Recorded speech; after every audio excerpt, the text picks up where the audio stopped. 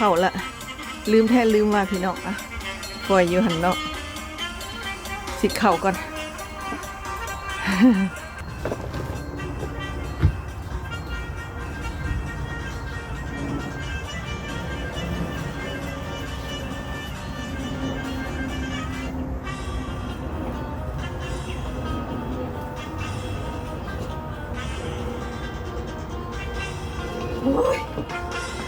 ยังใครเห็ดไฟอ่อนๆเลยพี่น้อง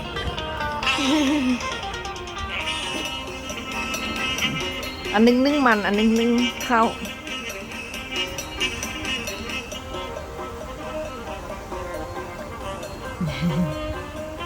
อันนี้มันเหือนน้อยเหือนครัวน้อยบ่ได้คุกอยู่ในบ้านพี่น้องคุกอยู่นอกบ้านต้นมะฮงพุ่นสิตายหมดแล้วพี่น้องต้นมะฮงต้นนี้10 กว่าปีละมันล้มได้เอาบันไดค้ำไว้พี่น้องปีนี้มันยังก็บ่ดีบ่งามต้นมักยี่หูดก็บ่งามเลยอันนี้มีต้นเดียวมีหน่วยเดียวก็สิตายปะละถ้าเขาออกปล่อยให้มันสุกสิเอาเบียร์มันสิเอาแกนมันดอกไม้ก็มีซ่องแนวทั้งซ่องอันก็เป็นสีโอรสหมดงามจริงๆตัวนี้มันเปลี่ยนสีพี่น้องงามบ่อันนี้ยานางเขาจะว่าหม้อน้อยว่าสั่นยานางหม้อน้อย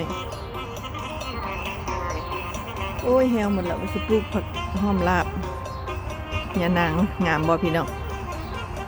อยากกินหม้อน้อยมาเอาเด้อเพื่อจะกินหม้อน้อยใบก็บ่งามปานได้ปีนี้